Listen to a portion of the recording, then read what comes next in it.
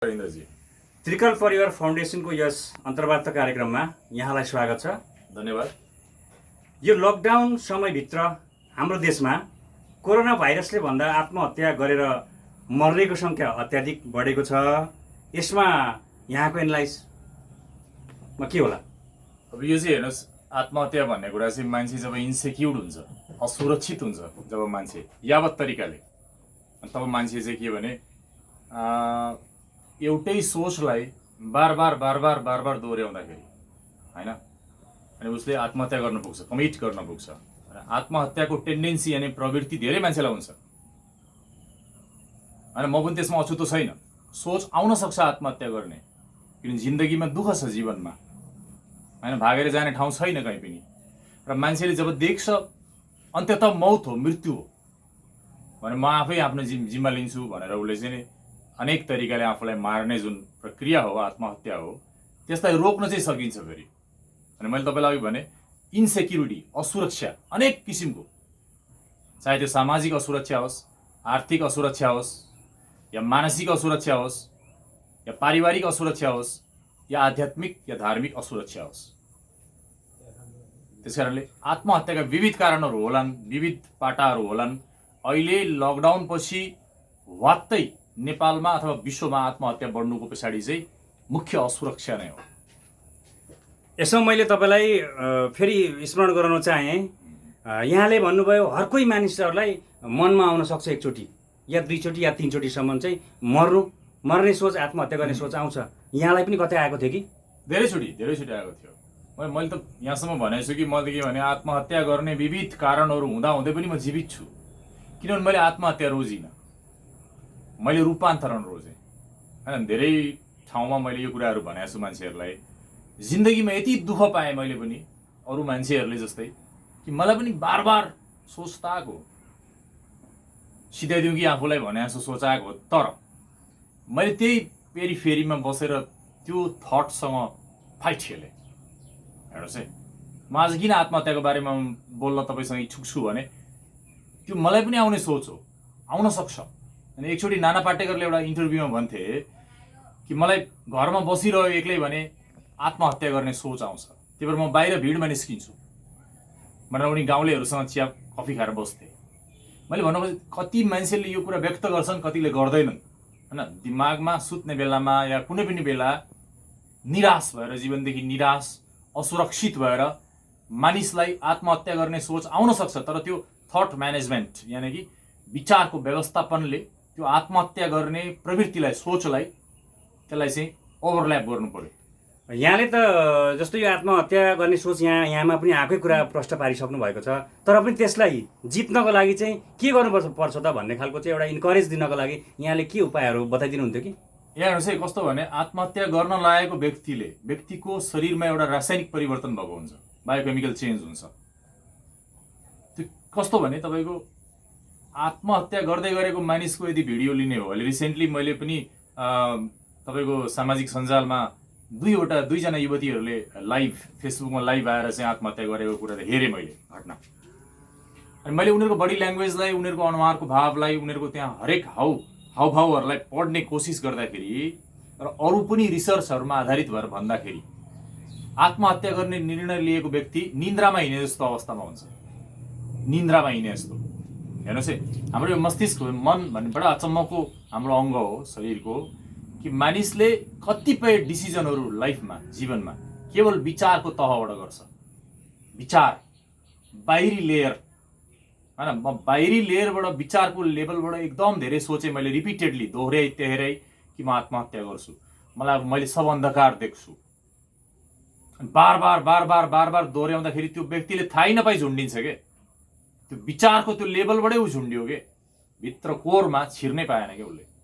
अनि उसले विचार गर्दा आफ्नो शरीरको बायोकेमिस्ट्री चेन्ज गरिसकेको अवस्थामा चाहिँ आत्महत्याबाट व्यक्तिलाई बचाउन गाह्रो हुन्छ। त्यही भएर सुरुमै अगाडि नै युवाहरूलाई या कुनै पनि व्यक्तिलाई आत्महत्या किन नगर्ने अथवा सोच आउन सक्छ कसरी नगर्ने, त्यो सोचलाई कसरी डाइभर्ट गर्ने, या कुनै क्रिएटिभ काममा, सृजनशील काममा, या कतैबाट परामर्शद्वारा त्यो शरीरमा उत्पन्न भएको रसायनलाई, केमिकललाई हटाउने हो, रिड्युस गर्ने हो। फेरि अनि प्रेमको या राम्रो खालको फेरि केमिकल पलाउन दिने हो।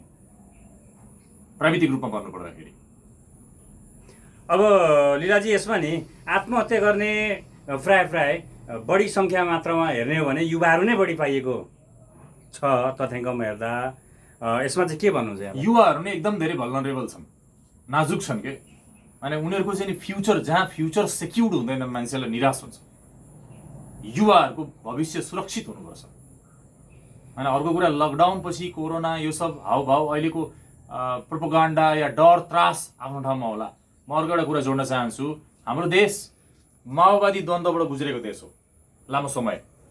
मैले बार यो कुरा भन्ने गरिरहेको छु कि त्यो द्वन्द्वपछि मुलुक पुनर्स्थापित भएन, जनताहरूलाई पुनर्स्थापना गरिएन, नेताहरू पुनर्स्थापित भएनन्। त्यसकारणले अझै पनि हाम्रो समाज हत्या, हिंसा, आत्महत्या जस्ता केमिस्ट्रीहरूले गाँजिएको छ अझै पनि। अनि जुन हुनुपर्ने वासिङ हो, जुन चिजलाई चाहिँ नि यो देशमा धुनुपर्ने थियो, वास गर्नुपर्ने थियो, त्यो गरिएन। अनि यो ऱ्यान्डम यो इन्सेक्युरिटी यहाँको होइन, अब ठिकसँग शासन भएको छैन भनेर एक थरी मान्छेहरू सडकमा ओर्लेको अवस्था। र अर्को कुरा चाहिँ के भने, लकडाउन, कोरोना,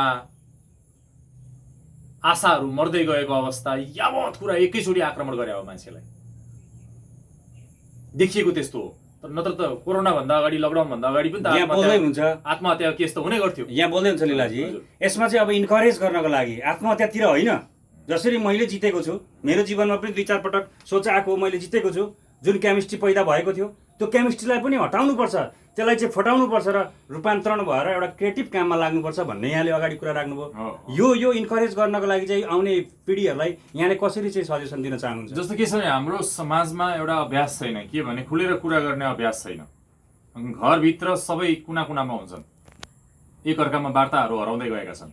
मोबाइल डिभाइसले गर्दा या कम्प्युटरले गर्दा या अहिलेको आधुनिक प्रविधिले गर्दा पनि हुन्छ। होइन, मान्छेहरूमा बातचित हुनु पर्यो, कम्युनिकेसन हुनु पर्यो, छलफल हुनु पर्यो। होइन, अर्को एउटा कुरा जोड्न चाहन्छु, अहिले लकडाउन पछि चाहिँ एउटा कुरा चाहिँ एकदमै मध्यनजर राख्नुपर्ने हुन्छ। लकडाउन हुनुभन्दा अगाडि मान्छेको समय बाँडिएको थियो। मान्छे 8 घन्टा अफिसमा काम गर्थ्यो, 2 घन्टा बजारमा हुन्थ्यो, होइन, 4 घन्टा अर्को ठाउँ हुन्थ्यो, 2 घन्टा सिनेमा हलमा हुन्थ्यो, नाटक घरमा हुन्थ्यो या रेस्टुरेन्टमा हुन्थ्यो। तर अहिले 24 घन्टा मान्छे घरमा बस्नुपर्ने बाध्यता छ। अनि त्यो उकुस मुकुसमा, मैले अहिलेको कुरामा जोड्न आँटेको तपाईँलाई, त्यो उकुस मुकुसमा फेरि मान्छे यस्तो प्राणी हो जो लामो समय एउटा सानो कोठामा, एउटा घरमा धेरैजना मान्छे बस्दाखेरि त्यहाँ समस्या हुन्छ, त्यहाँ द्वन्द्वहरू उत्पन्न हुन्छ।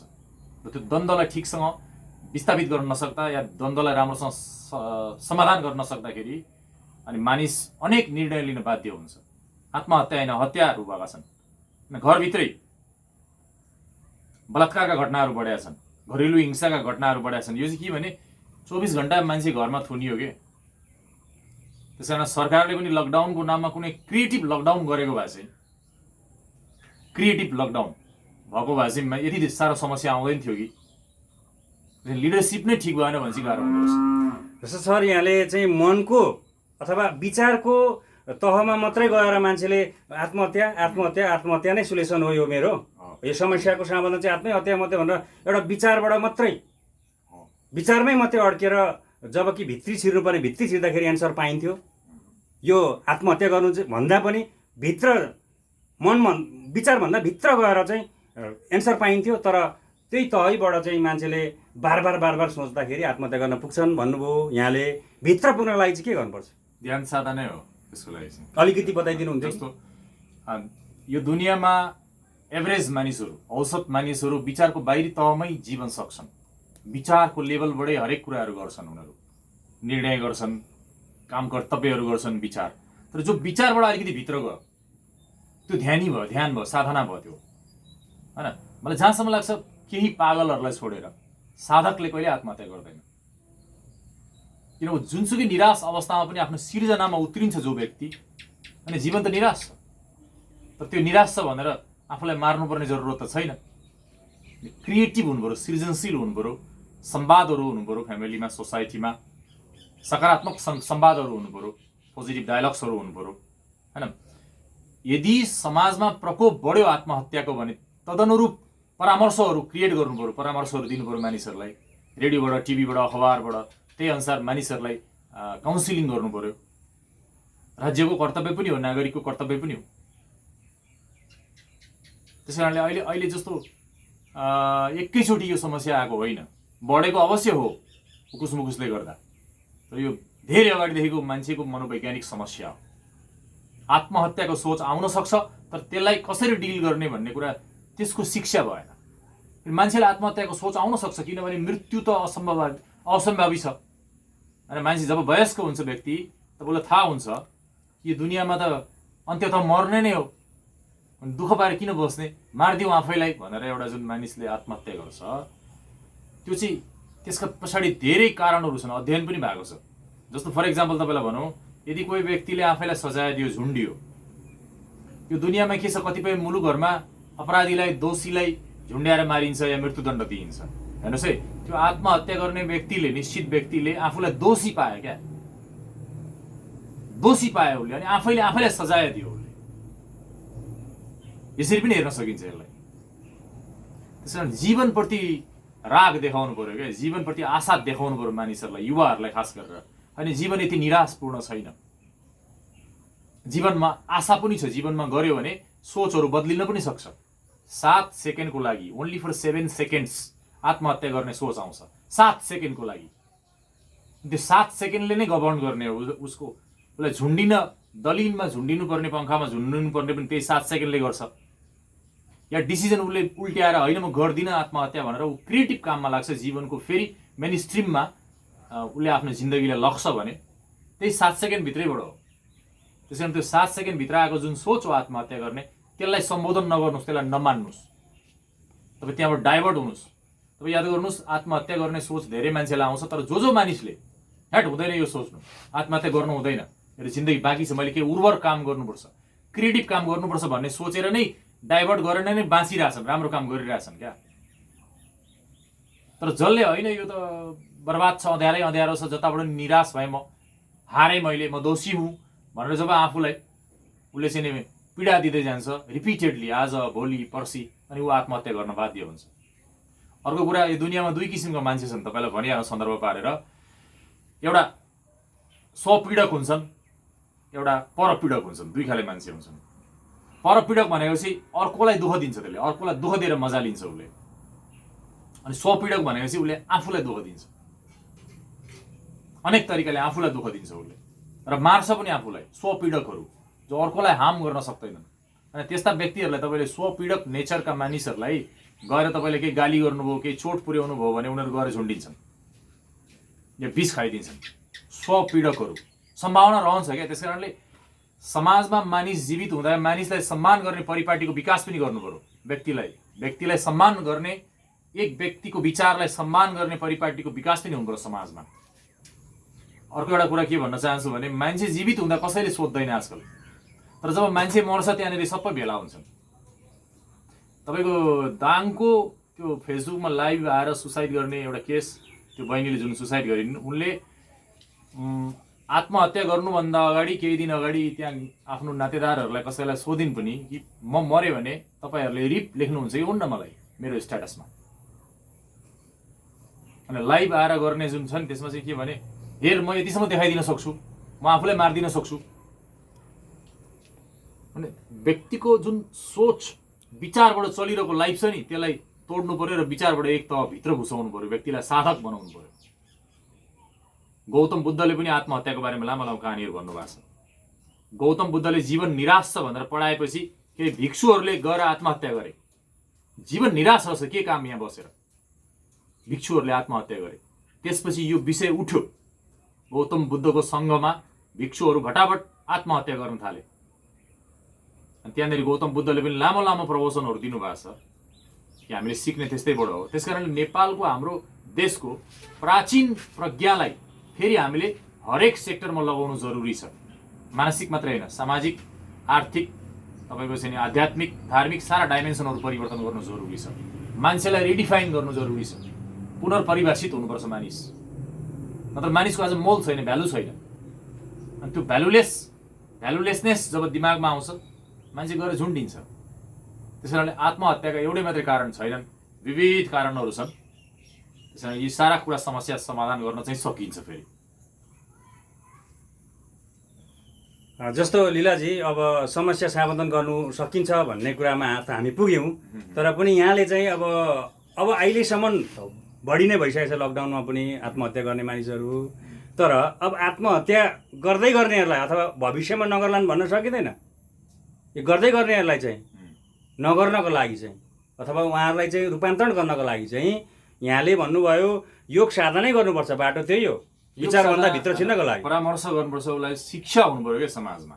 पहिलो कुरा त र यो दायित्व चाहिँ कसको? राज्यको र नागरिकहरूको पनि हो। राज्यको हाल चाहिँ के छ त अहिले? अलिकति राज्य त तपाईँलाई थाहा छ त के भइरहेछ, सत्ता परिवर्तन भइरहेछ, भारतले कब्जा गरिरहेछ नेपाललाई, नेपालको कूटनीतिमा भारतको नराम्रोसँग गिद्धे दृष्टि परिरहेछ। आजको दिनमा के पनि थाहा भयो भने नेपालको राजनीतिको साँचो त दिल्लीमा रहेछ नि त, भारतमा रहेछ।